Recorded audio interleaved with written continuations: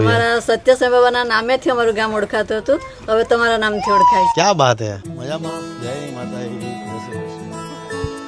ઘણા દિવસની મહેનત, આમ તો ઓલમોસ્ટ 2 મહિના થયા છે. 2 મહિનાની મહેનતમાં આજે અમારું ઘર બનીને તૈયાર છે. જે અમારું ત્રીજું ઘર છે. તમને વેવલનું ઘર બતાવ્યું, તમને સિંધઈનું એક ઘર બતાવવાની પહેલાનું, અને એક આ ઘર છે જે આજે બનીને તૈયાર છે. ટોટલ 5 લોકોનું આ પરિવાર છે જે આ ઘરની અંદર રહેવાનું છે. ઓલમોસ્ટ 6 થી 7 ગાયો છે જે અમારા તબેલામાં રહેવાની છે. પહેલા રિબિન કટ કરીએ ને પછી ગાયોનો ગૃહ પ્રવેશ કરાવીએ. જય ગણપતિ બાપ્પા.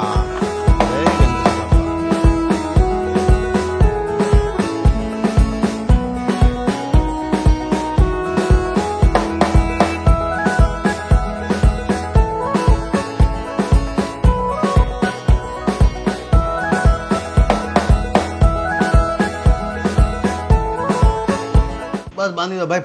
5 ગાય અમારી આવી ગઈ છે. અત્યારે શાંતિથી બાંધી દીધી છે એને તબેલામાં. હવે અહીંયા પૂજા કરશું ને પૂજા પછી તમને આખું ઘર બતાવીશ. દિવસે ને દિવસે એવું મને લાગે છે કે ભાઈ હું જે ઘર બનાવું છું એમાં કઈ ને કઈ નવું પરિવર્તન આવે છે. આ જે ઘર છે બધા જ લોકોને બહુ ગમ્યું છે. ભાઈ પહેલા આપણે ઘર ક્વિકવ્યુમાં જોઈ લઈએ કે ભાઈ ઘર કેવું છે. જેવા તમે ઘરની ઉપર આવશો એટલે તમને સરસ મજાના આ દાદરો જોવા મળશે. દાદર ઉપર આપણે ચડીએ છીએ. ઘરની હાઈટ અમે વધારે રાખી છે અને આ એક સરસ મજાની ઓસરી છે. આ ઓસરીમાં આપણે મસ્ત અહીંયા બેસી શકીએ પરિવાર સાથે. આ અમારો જે પરિવાર છે 5 લોકો શાંતિથી આ જગ્યા પર બેસશે. આવનારા સમયમાં ધાબુ તો આપણે બનાવ્યું છે પણ આ ઓસરી છે. ઓસરીની અંદર તમે જેવા આવશો એટલે તમને પહેલા તો આ બ્યુટીફુલ રૂમ પ્લસ તમે કિચન કહી શકો છો. આ કિચન છે જેમાં શાંતિથી આ પરિવાર પોતાની રસોઈ બનાવી શકશે. દીકરી છે રસોઈ બનાવશે, માં જે છે રસોઈ બનાવશે. પાણીની આપણે વ્યવસ્થા કરી છે. આ સરસ મજાનું કિચન સેટઅપ આપણે કર્યું છે જેમાં અનાજ કરિયાણું છે અને અમારું ખજૂરભાઈનું શુદ્ધ સિંગ તેલ છે. આ મારું પોતાનું બ્રાન્ડ છે. આ જરૂરથી તમારા ઘરે ઓર્ડર કરજો. ગેસની આપણે વ્યવસ્થા કરી છે. ગેસનું સિલિન્ડર આપણે ભરાઈ દીધું છે અને ઊભું કિચન આપણે રાખ્યું છે.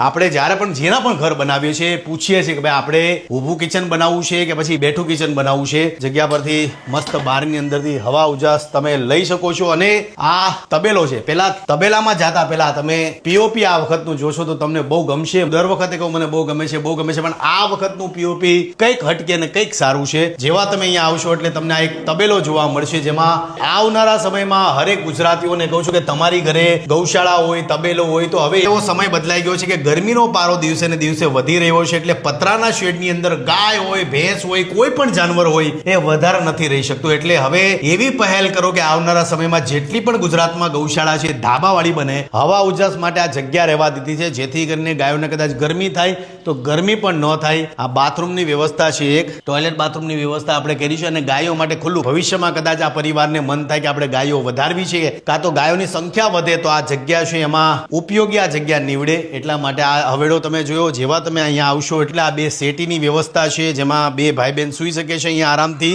આ રૂમમાં તમે જેવા આવશો એટલે તમને આ પીઓપીની વ્યવસ્થા તમે જુઓ, સેટી તમે જુઓ, ટાઇલ છે.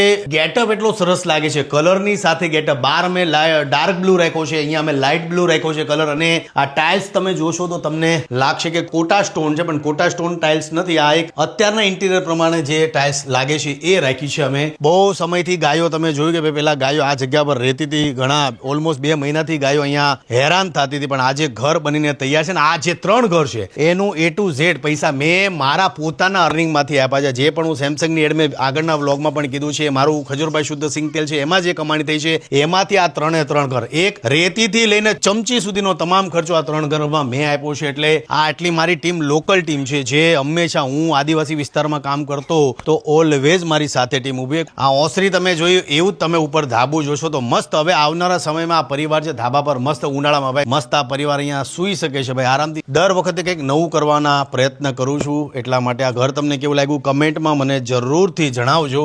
અત્યાર સુધી જેટલા પણ ઘર બનાવ્યા છે એમાં હરેક ઘરની અંદર ચેલેન્જ અલગ હોય છે, મહેનત અલગ અલગ હોય છે. અને ખાસ તો આદિવાસી વિસ્તારમાં જ્યારે શિયાળામાં કામ કરતા હોઈએ ત્યારે ઠંડીનું પ્રમાણ આ વિસ્તારોમાં વધારે હોય છે. પણ બે મહિનામાં 3 ઘર બનાવવામાં એટલી બધી તકલીફ પડી. પણ આ જે પરિવાર છે 5 લોકોનું એને પણ શાંતિ થઈ ગઈ છે એટલે સરસ લાગે છે. સારું છે. હા, પહેલું અમારું એવું નહીં બનતું. પહેલે અમારી બહુ નબળી પરિસ્થિતિ હતી. અત્યારે તમારે ઘેર બનાવી આપ્યું એટલે આમ બહુ સારું. પણ બે છોકરા બહુ મહેનતી છે, માયાળુ છે. આટલા દિવસ આ માજીની તમને એક વાત કરું, પહેલા દિવસથી લઈ સતત મહેનત કરતા હતા. સાથે એ તગારા ઉપાડે ને એ પતરા ઉપાડે, રાત દિવસ એમણે પણ મહેનત કરી છે. ગાય લીધે જ ઘેર બન્યું એમ લાગે. તો અને બીજું કે ગાય જેટલી હતી હું પહેલા દિવસે આવ્યો તો ત્યારની હોતો વાત કરું, જ્યારે એ ગાયની બધી એટલી બધી વાવાઝોડું હતું, સાયક્લોનના લીધે બધું વેરવિખેર થઈ ગયું હતું, પણ જે પરિસ્થિતિ ઘરની હતી ને એમાં ગાયોના જે ફેસ તમે જો, એક તો તમને ગાયનું આમ તમે નેચરલ મોઢું જોવો તોય તમને દયામણું લાગે, પણ આજે 5-6 ઘર 2 મહિના પછી એના ઘરે મસ્ત બંધાઈ ગઈ છે. બસ આવનારા સમયમાં બસ આવી રીતના સારા કામ કરવાના છે. આજ માટે આટલું છે. તમારી આજુબાજુમાં જે પણ જરૂરિયાતમંદ લોકો એને પ્રેમ આપો, સપોર્ટ કરો, એમના માટે કામ કરો. મારું પોતાનું ખજૂરભાઈ શુદ્ધ સિંગ તેલ છે, તો એમાં પણ હું જે કમાવું છું એ લોકો માટે વાપરું છું. અને તમે આ મારું જે બ્રાન્ડ છે, તમારું બ્રાન્ડ છે, તમારા ઘરનું બ્રાન્ડ છે. જેટલી પણ ગુજરાતની માતા બહેનો છે તમામને કહું છું કે તમારું આ ખજૂરભાઈ શુદ્ધ સિંગ તેલ તમારું બ્રાન્ડ છે, એવી રીતના તમારા ઘરના રસોડામાં વાપરજો. આજ માટે આટલું છે. મળીએ છે. જય માતાજી, જય શ્રી કૃષ્ણ. આ બધા અમારા મિત્રો, આમનું મેં ઘર બનાવ્યું હતું, એ લોકો અહીંયા છે હાજર. આજે એક ગાય અહીંયા બેઠી છે કે નહીં? શાંતિ. કેમ છો? મજામાં માસી? શાંતિ. તમને મળવા માટે આજે ખાસ અમારા સત્યસાઈ બાબાના નામેથી અમારું ગામ ઓળખાતું હતું, હવે તમારા નામથી ઓળખાય છે. ક્યાં વાત હે. આપણે ઘણીવાર મહેનત કરતા હોઈએ, આ મહેનતના પૈસા છે. અત્યારે કદાચ મારું બ્રાન્ડ બહુ નાનું છે, પણ આવનારા સમયમાં કદાચ ખજૂરભાઈ શુદ્ધ સિંગ તેલ એટલું બધું મોટું વિકરાળ રૂપ લઈ લે. આ બધાના આશીર્વાદ હશે તો. એટલે ભાઈ તમે બધા પ્રાર્થના કરજો અમારા માટે. કરશો ને ભાઈ? આ બે ઘર આજે મસ્ત સંપન્ન થઈ ગયા છે.